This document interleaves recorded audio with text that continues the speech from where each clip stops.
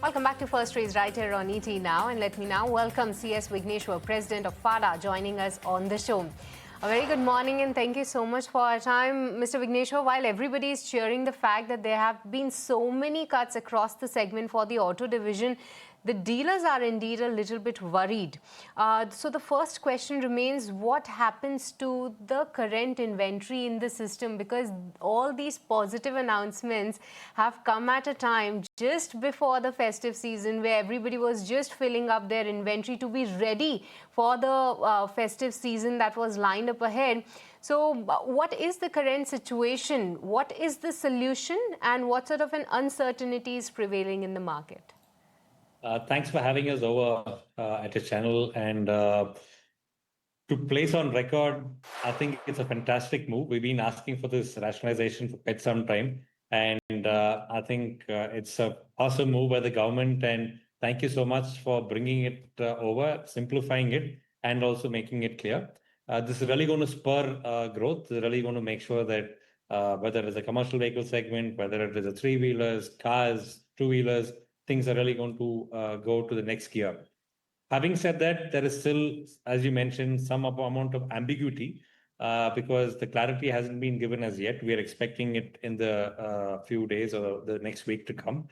Regarding the cess, which is already in our books for the vehicles in stock, I'm sure the government is going to show us a way forward to clear this ambiguity and move forward. Regarding the festive season, yes, the festive season is coming in hard and fast. So the quicker we react to this, quicker we are able to understand what the implications of cess is going to be going in the future. I think it's going to be great for the industry and a lot of good things to come. Good things to come indeed, Mr. Vigneshwar. Hi, this is Nehi also joining in. Help us understand how all of these GST announcements, how do they pan out on the pricing front, and what would this mean for dealers? Would they have to bear the brunt of pricing, or are we expecting any relief coming in from OEMs?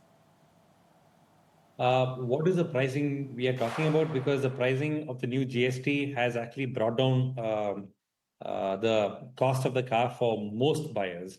The only exception seems to be the 350 plus CC in motorcycle segment, which it was going to a higher tax segment, while in every other segment, whether it's a two-wheeler, three-wheeler, tractors, CVs, and cars, the drop either is significant or it's marginal. So there's no way, nowhere in any segment the cost is going up.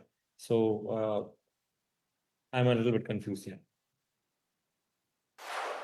To the pricing of the inventory that is still in the system, because this in a way they have to get rid of which is already billed at a higher tax. So in order to push the sales forward, there were some hopes that maybe there could be some bit of a benefit coming in from the OEM side. So are dealers anticipating anything of this sort?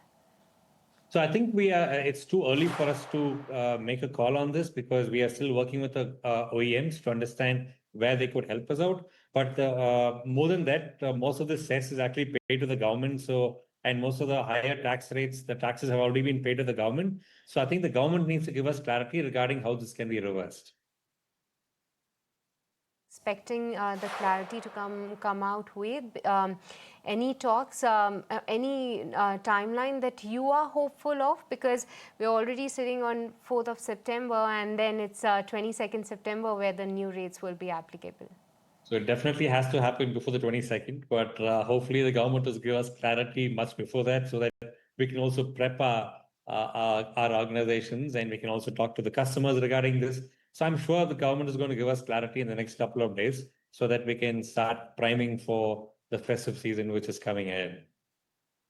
Right, but segment-wise, because for the year gone by, we have already seen, and even the projections that were made from the passenger vehicle players, it was a very subdued demand that they were expecting.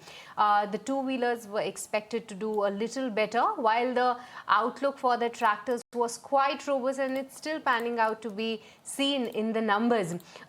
Which segment do you believe will you be open to make adjustments, or rather the time has come to make some adjustments on the positive side with respect to the growth outlook? So the growth outlook has been pretty much what FADA had predicted 5 months ago. It's been pretty much in line. Yes, the two-wheelers has been slightly lower than expected, but I'm sure things will pick up when the festive season comes. Perhaps people also have been waiting for this GST rationalization. There have been rumors going around for the last few months. Finally, it's in place.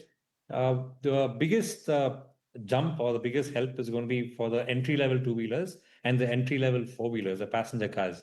So there's been a decent reduction in GST, and therefore there's also been a decent benefit in terms of the rupees saved. I think that's going to be great to start off with, because the entry-level segments in both these verticals have been under pressure for the last couple of years. So that's going to be a good move. And we're also going to be seeing people move up either variant wise. Instead of going for the lower end variant, people might go for the higher end variant, which is good for the customer because there are more features there. There can also be facts that people can actually move from one model to a slightly higher model because of the reduction in GST, and they've already made up their mind regarding the EMIs, and they'll prefer going for a better vehicle for the same EMI. So we would be seeing these movements, but we are yet to see how customer behavior changes. We need to wait and watch. We don't want to kind of bet on horses too early. We'd probably want to see how things go, and then we'd comment on it later to you. Okay, Mr. Vigneshwar, really appreciate you taking the time out and speaking to us today. Thanks so much once again. Have a nice day. You too, sir. Thank you.